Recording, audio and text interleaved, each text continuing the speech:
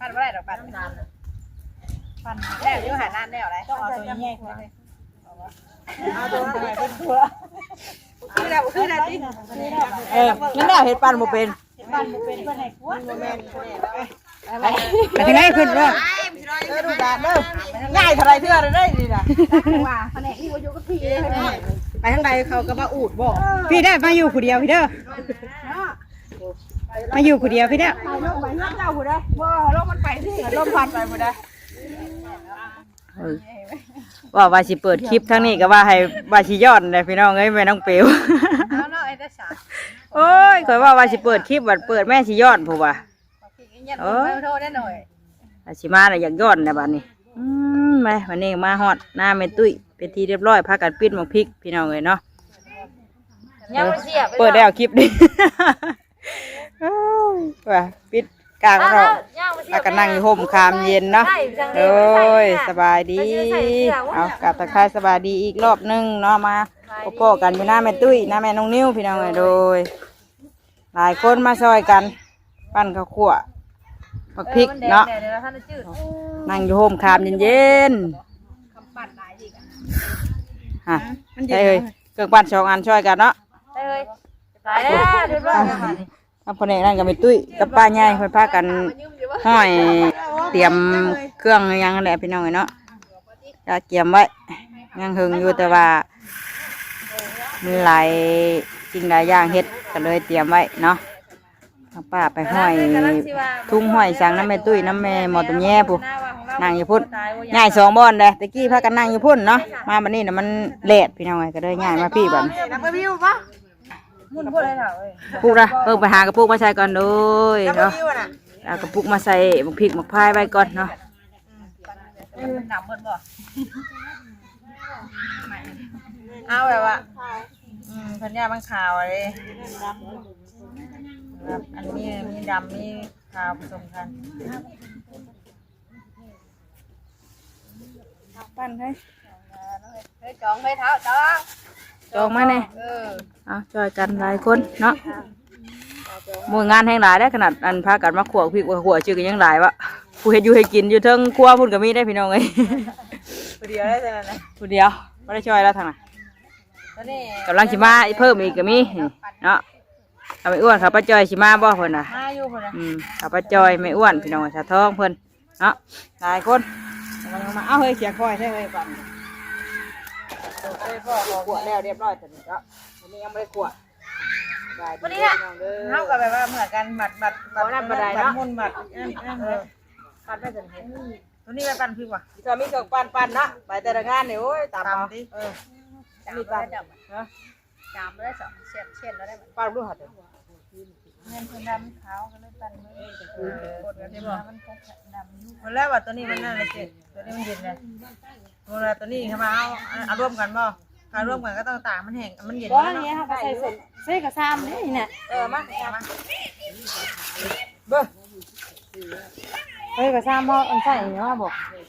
กระซามกระโจกพี่เอาที่ใดอ๋อมันเนี่ยการเป็นตั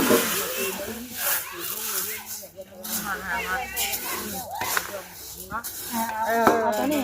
ใช่บอกที่บ่เนี่ยเลยอะไรจะมาเช้า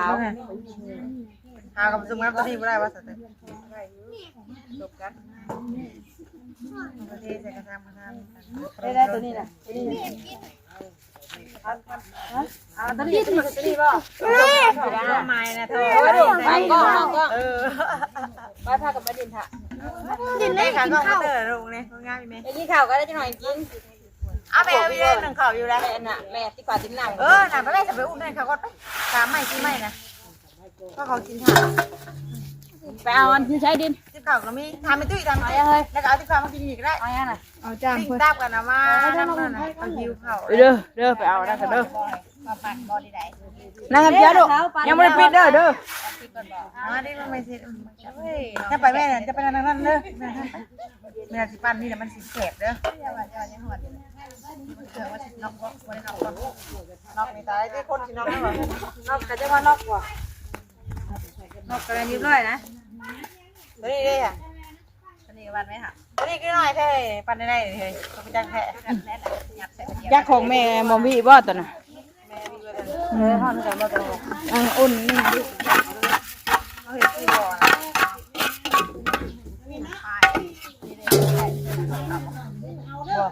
มันออกสิบ่ว่าไวเลย ลุงมันพูดละว่าเธอ ปะโถ มาทู ได้บอกมาได้เอาขอพิจารณามันออกมาก่อนปลาทู โถบิดอยู่ไหนดิ นั่นแหละ โอ้ยอย่าวิ่งเกินปันหมดเลยได้ยินไหมได้ได้เฮ้ยปะโถใหม่ให้สาวนุ่นเลยยังไม่เล่นอยู่ฮะเป็นไรตัวอยู่เขาหัวแม่มาไม่เจอหน่อย เจอหน่อยนะก็ก็มันรู้เราแรงไปเอาไปทำตัวอีกทำอะไรมา มันสมุกแก่นใช่ไหมแก่น นี่ทำอยู่ทางใต้ลมไปใส่กระปุกมันจะแก่เอ้าว่าใส่นะใส่กระปุกแล้วเล่นเนี่ยจะจะมีมาบนตักใส่กระชามใหญ่เหมือนกันเริ่มปั่นแล้วเรียบร้อยแล้วกระปุกเรียบร้อยแล้วล่างไว้เรียบร้อยให้ตัวกระปั้นกระปุกใส่เลยพวกนี้ใส่ถุงกันก็เนาะใส่ถุงเอามาไงบ่มาทอดมือมาได้จังของใช่ไหมทอดมือก็ได้เลยเลยค่ะเอาถุงถุงใหญ่มีบ้างเดี๋ยวมันเอาเข่าไอ้โอ้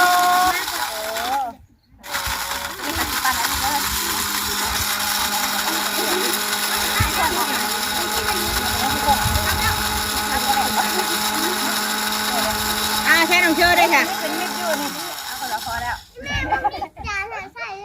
ไปเอาเจ้าอาจารย์ให้มันตื้อไหม เนาะยังมีมิดเป็น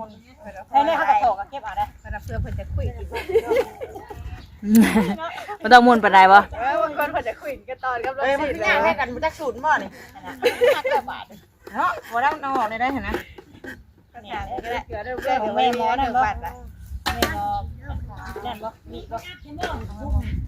ไปเลยเขาก็เก็บเอาไม่เนี่ยเดียวเนาะปั่นเพื่อชีตามไว้อยู่เลยเนาะตัวติ๊กไงใส่ตามมาแล้วบาทเลยปั่นมาแล้วปั่นนานปั่นแล้วยังหานานแล้วไรต้องเอาตัวแย่ๆเลยเอาตัวไหนเป็นตัวคือแล้วติ๊ก นั่นแหละเห็ดปันบ่เป็น ปั่นเป็นเพื่อนให้ควรโมเมนต์เพื่อนแล้วอะไม่เพื่อนปั่นนี่เพื่อนปั่นมาเซียนคนนี้ มึงเชื่อมากินข้าวลูก น้อยพ่อบอกโอ้น้อยนะบอกยินเอาไม่ดู หมูนี่โทรถุงเดียวไงบ่ทันได้ชื่อ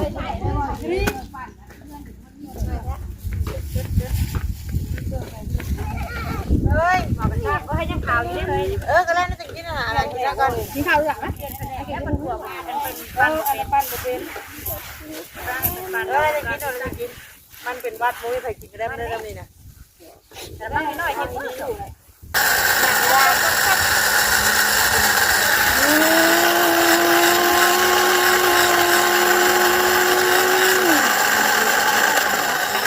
เริ่มแสบไปนั่งอยู่ปะชมมาละบาทบิวตี้นั่งอยู่หรือปะอ้อนกับพริกได้เฉยๆนักนะแต่เนี่ยไปได้ไหมล่ะ ทางนี้เฮ็ดทางนี้ดูดังก็อยากกินข้าวหิวข้าวพี่น้องเอ้ยมึงไงอยู่ข้าวเดินนักกว้างเนาะกินท่าไปนั่งนึ่งข้าวอยู่นี่ข้าวห่อมาเอง บ่เลี้ยวหายเจ้าว่าบ่มี จ้าเราบริมาณดิ เป็นง่อยเสียบประการ แมงเปลือกเป็นก้นขวบไปนี่ เจ็บจีพี่แหละแพงแหละ มันกับแบบนั่นแล้วแต่ถอดยากขึ้นแล้วเนาะ บ่ยังว่ามันมีตู้เกินก็ให้พระเจ้าล่ามาลองปั้นดินเลย เดี๋ยวเราจะนับบุกหูไปเอาแล้ว เอาปูนเจียนนะ พ่อได้บ่ข้าวขวดเลย นี่มาเลยมา ขวดพ่อได้บ่ มันหยอกยาละบ่นะ พกมาตามน้ำบ่น่ะเกือบปั่นยังบ่ช้ำ ว่าไหนอันเดียวลูกน้องอันเดียวขอบคุณเลยขอบคุณเลยแม่นี่กับขอบคุณเลยแม่ขอบใจเอ้ยปั่นดอกมันเสียบได้ไง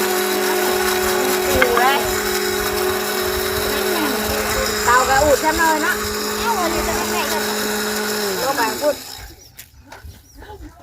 แม่ทั้งไหนเด้มันสิเอามาตามผักกวดไปนะเฮ้ยนี่ผักเพื่อนเราตามผักกวดยังงานเด็กปล่อยได้ก็กำลังสิหาวิธีกำลังหาวิธีที่แบบไม่ต้องถอดแล้วนี่นะเฮ้ยมีแล้วเอาไปเดี๋ยวได้ป่ะ โอ้ยจะไปกินไหมแม่ก็ให้เล่นก็เอาคนละคน ง่ายเลยไปตัวนี้นะง่ายพี่บ่ง่ายไปลงทุนนะ แม่พ่อลูกคนเบาแล้วลูกคนไม่ได้กินยัง ก็สับปะอะไรแหละสะท้องอะไรเล่นไปรถใครจะกินอ่ะนี่ไปชื่อให้นิ้วเล่นไปเอาบ้านแค่นี้นะเฮ้ยเท้ารักเราพี่พูดกันได้ประเดี๋ยวพี่น้องเลยน้องก้อยนี่ขึ้นไปไล่ไปทางนั้นบาดนี้พาไทยป่ะแน่รับรถไทยฮะช่องใจกินกระท้องกันดิท้องสาธิตเราชิลงมาแบบเจ้าชิลงมาอุดกันดึกๆไปกินเนาะลงมาเลยเสือแล้วโทรมาอีกเด้รับรถรับเดี๋ยวนี้อะไรชิลงมาแล้วหาหมู่เวร มาแล้วหาเพื่อนไรเดี๋ยวนัดกันอยู่พี่ฮัลโหล แล้วหรอว่าชิวจะโอ้ไปใหม่ไม่ได้เท่าดิมาถ่ายอยู่แผนกถึงไรเลยฮะแผนกถึงไรนะไฟแรง ไปไหนถึงไรไรไปที่ทำผู้บาดเจ็บไปไหนบ้าดิเอาหมอกก่อนอาหารสามารถมาง่ายก่อนพี่น้องเอ้ยมันอูดมือพันบ้างเลยกับแม่เอานี่แล้วเฮ้ยนี่แล้วเขาบอกแผนกถึงไรไปถึงไหนขึ้นเด้อดูดาดเด้อ ง่ายเท่าไรเท่าไรได้ดีนะ ว่าแผนกที่วายุกับพี่ไปทางใดเขาก็มาอูดบอก พี่ได้มาอยู่คนเดียวพี่เด้อมาอยู่คนเดียวพี่เด้อ ลงไปเงาเจ้าผู้ใดบ่ลงมันไปที่ลมพัดไปผู้ใด ต้องอยู่คนเดียวประทีปอ่ะนี่ เป็นบาทได้ดิเนาะไม่ใช่ว่าอยู่ใส่ก็ได้ พี่ใส่ก็ไล่ไปเด้อคนข่าวแล้วบัดนี้เป็นไงที่ไงบ่อนมาขวด บัดนี้หูดังมันเด้อบัดเดี๋ยวได้ ไปแล้วดิไล่ทีเลยดิไล่ไปกันอยู่โฮมเบี้ยโฮมคานน้ำนี่แหละแอบไปใหญ่มาอยู่พี่น้องเอ้ยอีท่อไม่เดินกว้างนะแต่ว่าเดินนักกว้างเดินบ่กว้างเพราะแห้ง ไปทางไหนแล้ว มัวช้ำโทรศัพท์ก็ได้โอ้ยเห็นบ่บาลุงเลยวางเด้อดิ มาบ่อนปั่นพี่เราไป ลายแผนกดีเนาะอันนี้กวกพริกอันนี้บัดกินบัดนี้ดูหลานกันปุ๊บมาเบิดเลยยังไงเอาไว้เปลี่ยวไปโรงเรียนนี่ว่าไปส่งโรงเรียนบ่ยังไม่ได้พักติหยุดมือได้บ่อันนี้ก็หยุดอาทิตย์นึงวันจันทร์นี่ก็ได้ข่าวอีกแล้วขวดลายพี่น้องเลยเนาะเพื่อไว้มีการมีงานเขาจับมาใส่รถใครแน่จำจู่เท่าไหร่มันเจ้าคู่มานั่งทางนี้อย่ามาคนฮะมันจะไปทางไหนดิช่วยกันกระทองเพิ่นโทรมากินนี่เนาะสิสวัสดีสิลงมาพี่บ่บอกข่อยบ้านแล้วได้ผมข่อยขี่รถมาน่ะเดี๋ยวว่ะเอากระซ่ามาก่อนอันนี้จะมาหน่อยข่อยว่าแม่นเจ้าเบิ่งเอาอันนี้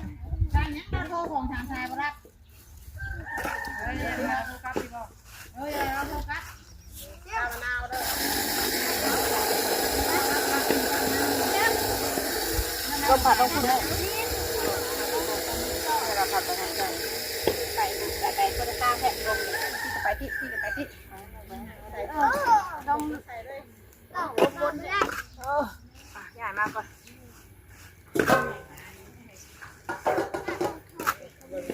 หมอมาใหญ่นะหมอใหญ่อะคือตัวมีหัวใหญ่อยู่บ่หัวใหญ่กระทะนะนี่เรามันหมอแล้วอยากขวหมอไหมนะว่าอยากขวหมอไหมได้หมอก็มันคุบก่อนนะบ่ผมเนื้อหูได้หมอ ไอ้คุ้มก็คุ้มคักแน่เดี๋ยวได้พี่น้องเลยผมไม่ดูปลามันดอนมาเลย เอาไว้คนน่ะคืองามแท้น่ะ กำลังล้างมากกับมีบาทเลยน้ำล้างเห็ดน้ำดังมาก่อนเห็ดก่อน แต่ก็เพื่อ ผัดเปลี่ยนกันพี่น้องเลยเนาะ เพื่องานนี่ละ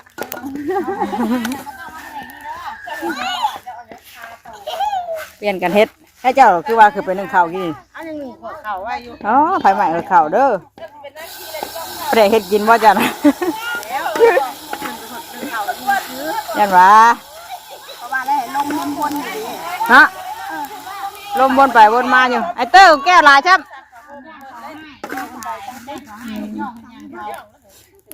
แต่สร้างได้บุญแล้วน่ะ เฮ้ยมาได้หน่อยเดียวนึงเห็นน่ะอ้าวคนข้าวตำพี่น้องเอ้ยแผนกตำก็ได้ข้าวขวดน้ำกับประทัน มาบอกมาสั่งมาล่าอะไรนี่นะ สั่งล่ายังวัน เสียใจดิ เด้อ สั่งไว้เนี่ยมะ อ้าวแดกตำกับชิตำตลอด คนงานหลายคนไม่ได้ล่างไว้ไม่ล่างไว้นะเดี๋ยวนี้นะยังจะมาอีกเป็นกระบวนอีดีว่าเลย ทั้งมาทั้งเมื่อกับลายติพัดกันไปพัดกันมาเยอะแล้วไปช่วยกันหลายคนคนละไม้คนละมือตำช่วยกันเลย มีการมีงานกันช่วยกันแบบนี้เลยพี่น้อยเนาะบ้านฮะ ปั้นกันยิ่งปั้นกี่ละแสนเลยเขาไปห้องหน่อยมึงใช่ยังยังไม่ต้องปั้นเลยอย่าย่อเฮ้ยบอกเฮ้ยเอาลงพักนี่แหละมันโอ้โหไม่ได้เลยไอ้อู้เหรอพี่โตกันเฮ้ยระบบอืดอ่ะเดี๋ยวจะโลโมเส้นนี่ป่ะพ่อมาดิได้หลายเปอร์เซ็นต์เลยคนละ มุนหลาย มันก็เอาลงเตินกี่แล้วว่าบอกเตินว่า ได้บ่เขาปุ่นกันได้เขาเด้อว่าสิมาตะเฮิงแล้วบัดนี้ โต โตนะบอกแม่เด้อเขาโตเงียบปด มันหลักอธิบายยังไง โตจะบอกไม่เปียกนะเพิ่นว่า เพียงนะ ไม่เปียกผ้าห่มก็โตเพิ่นใหญ่ๆได้ผ้าห่มมันถ้าตีนพันก็โตไว้ได้ไม่เปียกนะเพิ่นว่าเฮ้ยรถบัดนี้รถ ป้า รถดีบ่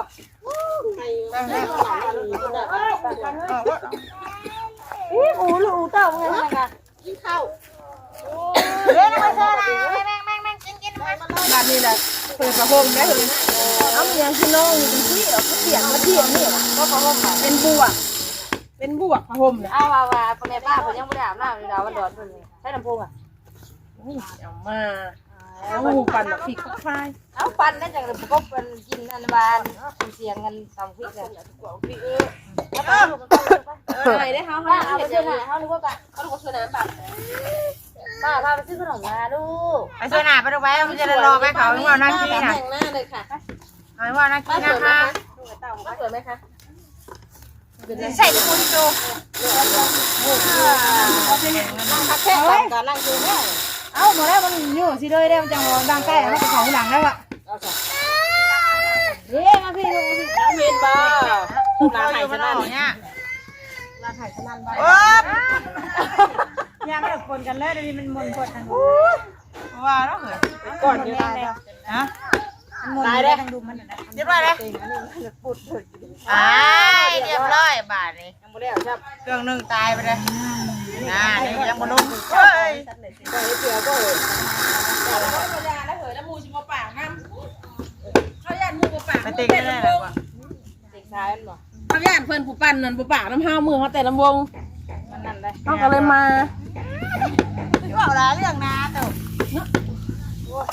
เขาโทรหายังว่าอาบน้ำไปเร็วอ่ะคนสวยเลยมากสวยเป็นมาลาสิไปใส่ วัดจะเกิดโอ้ยใส่ฉันมาประยุกต์กันที่เด็กเมื่อนะลูกเรื่องแต่มันจะตายเป็นเนื้อแต่มันจะเจ็บท้องก็พอไม่เกินกระโดดแบบนี้กินหน่อยสิจะได้ลูกเดียวนะเอ้ยยังพันใหญ่เนาะมูบัดเที่ยงง่ายเที่ยงว่ะลูก กินหยาจะยุไปนะ ก็ปล่อยตามกันละ ปล่อยกินหยาจะยุไปด้วยนะไม่เสียช้ากับลูกปล่อยกินเพื่อนกินยังแห้งเลยพูดเลย ไปวิ่งมาบ้านน้องแขกถ่ายคนงานกัน เดี๋ยวจะตั้งกระขวดดิเดี๋ยวว่าแล้วอย่างนั้นไหนยังกระยะเอาละเข้าใจแล้ว แม่ไปปลูกพริกน้ำเลย บ้านเพื่อนไปทั่วรถมันย่องไปได้นี่นะอยู่แต่ละคนไม่ได้นั่งไหนย่องเขาอะไร ย่องเขาขับไปได้ เขาลุดได้สิแล้ว ไม่ได้เห็ดอย่างไรแม่เนี่ยเนาะ ผัวให้ได้ยังไง ใช่มานะ เผื่อไว้เนาะเดี๋ยวไปมือ แม่เนี่ยเนาะ โอ้ยข้าวกูมือในใจ ชอบแปดนี่เนาะก็แม่นวะ นี่ เป็ ที่ ด พก ที่ แล้ว มาดิบ่ ถ้า8 ชิมาเนี่ยที่พกแล้วมันนี่กัน อันเล็กสเปด 8 9 เด็ดตัวไร เห็ เหมื น อน บ่สเปดที่มาน่ะสิบคำพู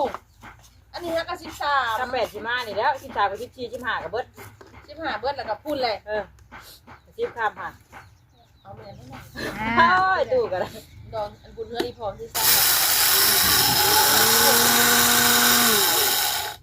ดองไป บุญบ้านบุญเม็ดบุญเดือน ตาม 3 เบิดเดี๋ยวพี่น้องกวนน้ำยังมาทันเดี๋ยวรอ บ้านเพิ่นเพิ่น อยู่บ่ได้ก็ต้องซื้ออยู่ดิ บ่แจ้งสว่าง เลย สว่างเลย ว้ายเขาว่าอยู่ในขวดมาแล้วอ่ะแล้วนะมาเอารถมาสามรุ่นบ่นั่นเกิดปั่นกระตายใช่มันนึงก็ได้ น้อย บ้านเราพิกนะต้องใครนี่ก็บ้านเราพิกนะ เจ้าเราใครอยู่แห่งเจ้าเราเห็น จิมี่ บ ไป อก ที่ ลาบ่ ของคนอื่นเรียบร้อยแล้ว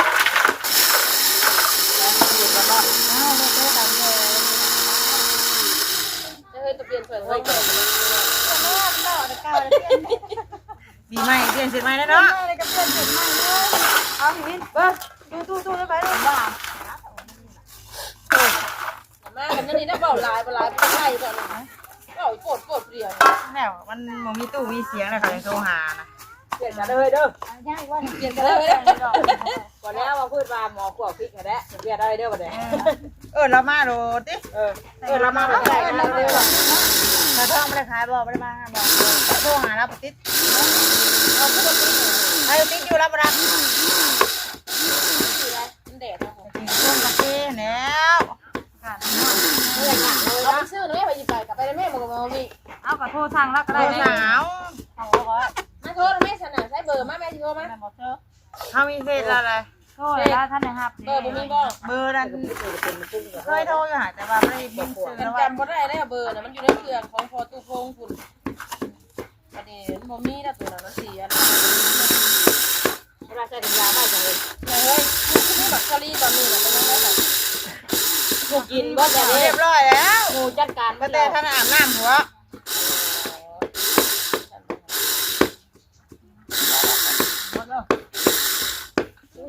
เอาโทรแม่ใช้เธอเสื้อมาแม่สิโทรเบอร์โทรน่ะ เบอร์โทรมีแล้วโทรแล้วนะ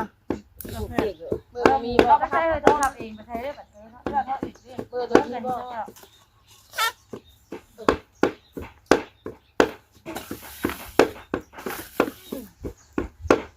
ได้บีนะเฮ็ดยังบีนะอยู่ทุกเดือนน่ะอยู่ได้นี่ ไปตุ้ยกับแม่สองเฮ็ดกินบ่ ใครอยู่บอกกันสองเขาแล้วโอเค ใช้โตได้จังนั้นโตได้ ทางเขาไว้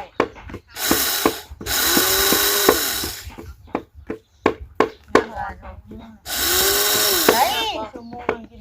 เอามันกระทองได้แบบเดิม เราว่าหา ช่องไว้แค่ชั่วโมงนึงกินน่ะอันนี้ท่านได้ฮอดชั่วโมงได้กิน โทรเราไปรับเหรอก ำลัง โอ้โคตรแตกแล้วบ่ดีช่ำ พ่อบ่ได้มาบ่ครับ โอนให้แม่ บ่มามื้อนี้บ่ ยังถามไป พ่อมื้อนี้ยังไง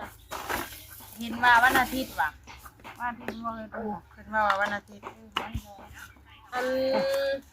กันไปเมื่อนั้นเลยกันไปดงเห็นกันเห็นกันได้ยินเสียงคุณเสียงใครบ้าง ไปพี่น้อง เพิ่งบ่เป็นพ่อ เดี๋ยวจบคลิปก่อนเนาะรอกันอีกคลิปหน้า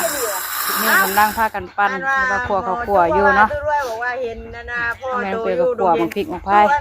ใส่กันหลายคนคนละแม่ละเมืองกาเกียมไว้เนาะงานบุญแจกข้าวหาพ่อแกะหน่อยเนาะข้าวเอแบบที่28ทีมาห่อนี่แหละเนาะไปจ้ะ ใครชอบยังไก่ พี่และน้องมีแค่นี้ก่อนนะพ่อกันคลิปหน้าสวัสดีกับสุขุทุกคนเด้อเนาะมาซุ่มนมรวมด้วยช่วยกันพี่น้องเลยไปได้ดี ผมขึ้นชื่อลือทาง